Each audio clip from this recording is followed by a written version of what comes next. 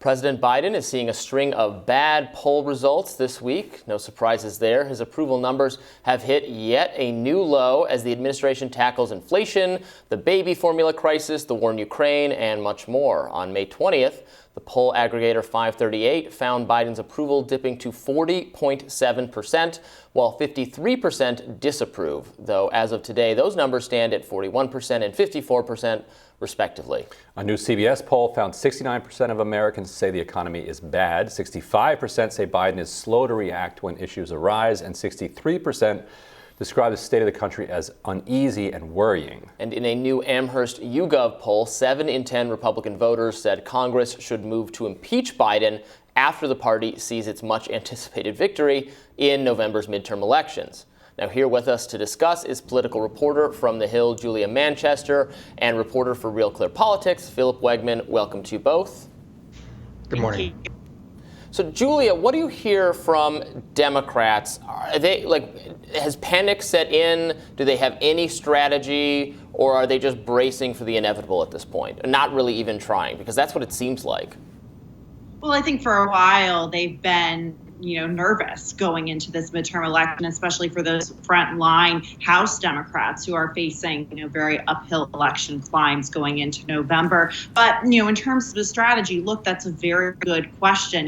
We've heard Democratic Congressional Campaign Committee Chair Sean Patrick Maloney very much urge his candidates to run like they're running for mayor, for example, make this as local as possible. And I think that's a strategy to turn this away from Biden and make it seem like a more local election, very much focusing on those issues that impact Americans every day. However, the issue is we are seeing sky-high inflation in this country. We're seeing shortages of baby formula, for example, a part of a broader supply chain issue in this country. And I think when you have those kitchen table issues that are, being felt very negatively by a lot of Americans, they naturally look to the person at the top to blame, and that is Joe Biden. And a lot of their members of Congress in their particular districts are Democrats. So, it seems like it's almost like the natural flow for these voters to vote these Democrats out because they're part of the party of the sitting president of the United States. So, in the House, it's one story. In the Senate, it's another story. I think for a while, Democrats have felt slightly more optimistic about the Senate because Republicans have had really an awful track record of recruiting their wanted candidates to run for Senate. And I think there's a concern that some of these candidates running on the Senate side could potentially be weak. However, I think Senate Democrats are facing a lot of the same issues that House Democrats are facing. Yeah, and Philip, if you look into those poll numbers, you see things like indecisive and not taking action. It suggests that there is actually an opportunity here for Biden to actually be seen doing something. Bill Clinton used to have the phrase that he wanted to get caught trying doing something, which meant even if it doesn't work, he wants the public to see that he's trying to do something. Instead, you have Pete Buttigieg out there saying that, baby formula shortage is just a problem that the free market produces, and there's nothing really the government can do about it. And then, days later, they're flying formula in, which is probably a very popular thing to be doing. So, Nixon did his price controls. Ford did his whip inflation now. These things worked to some extent, pushed it off to another degree, but in general, the public saw them as doing something. Is there anything what is holding back Biden from just looking like he's doing something?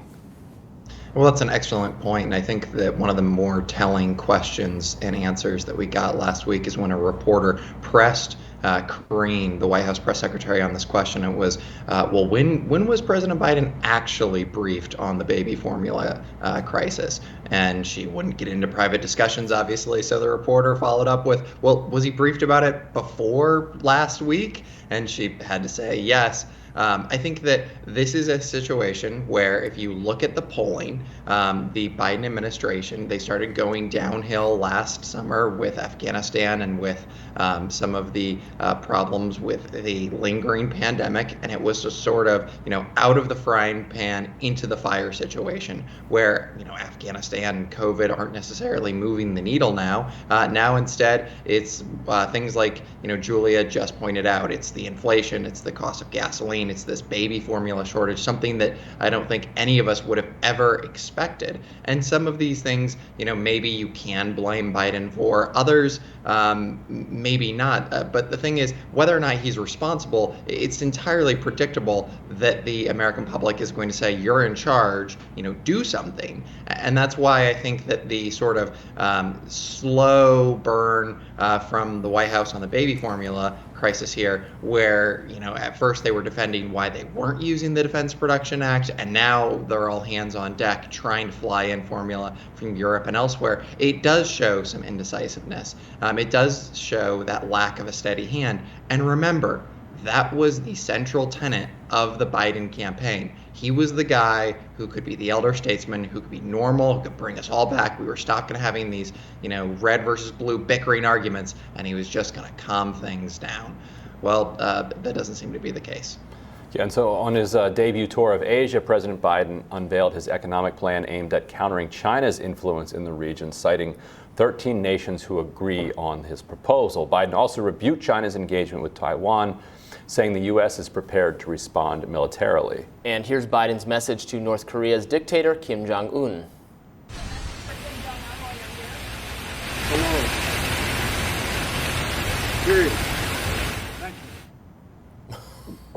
According to Politico, this moment was almost lost to history as the U.S. government cut off the president's feed before he could answer the follow-up question from CNN's Caitlin Collins, but reporters were able to hear the barely audible response. I don't think I was able to hear the response. It's a very pretty waterfall backdrop. Maybe, Julia, do you have more information about what quite happened there? I'm not sure what it was. I don't. And to be honest, I couldn't really hear that response as well. But I think, when we're pivoting to foreign policy, especially as it relates to Asia, this is something that's obviously very important to the president, or should be important to the president. And I think it's one of those few foreign policy issues that could permeate the election as an issue that impacts Americans, especially when it comes to China. I cover House and Senate races, and I am hearing, especially in the Midwest, a lot of these Democrats running with these pro-manufacturing messages, wanting to get jobs back to the United States, in this sector, whether it's agriculture, or manufacturing. You're hearing them talk quite a bit about China. So it's very important that the person at the top of the party, in this case, President Biden, is strong on this issue of China as it relates not only to the economy, but also to, other areas such as, growing Chinese influence in the region. So, I don't think that comes across as the strongest response from the administration. And I'm curious to see how that impacts Democrats down the ballot. Yeah, and Julia, real quick, wanted to get your reaction to the redistricting shuffle that happened in New York over the weekend. I reported over at The Intercept that everybody thought that Mondaire Jones was leaving New York 17 because Maloney was bullying him out of there, and he didn't want to enter a primary challenge with Maloney. That's part of it, but it turned out that Jones had his own polling in the district of New York 17, which Biden won by 10 points, that had him losing a close election in the general. And so clearly Maloney, in a +8 in the neighboring one, didn't feel confident there and wanted to move over to the +10. So if you have popular Democrats who are running from +8 and +10 districts, what does that say about what their prospects for the fall? Yeah, it shows that they're in a very weak position, and I think also a lot of the infighting between between Democrats on this issue that we saw in the House last week sort of shows how weak of a position they are in. So it doesn't, especially in a state like New York, which in those districts should be good, particularly in the downstate area, should be good for Democrats. The fact that a lot of them, like Mondaire Jones, are facing these headwinds, in the first term of the Biden administration isn't a good sign. Yeah.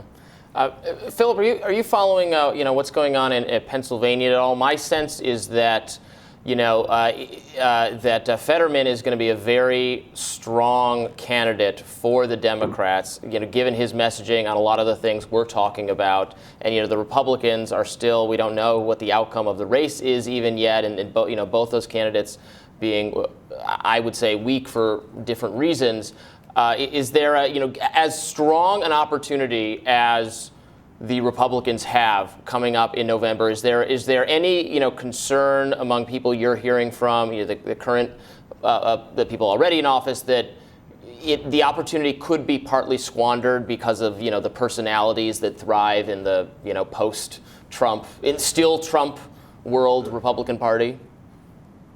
Yeah, so I think that the general conventional wisdom here is that when it comes to Fetterman, he's an unconventional character, and that is something that a lot of voters they identify with, because he's not walking out there in sort of the trademark blue suit that every politician wears, and he's not sort of rolling up his sleeves performatively at the state fair.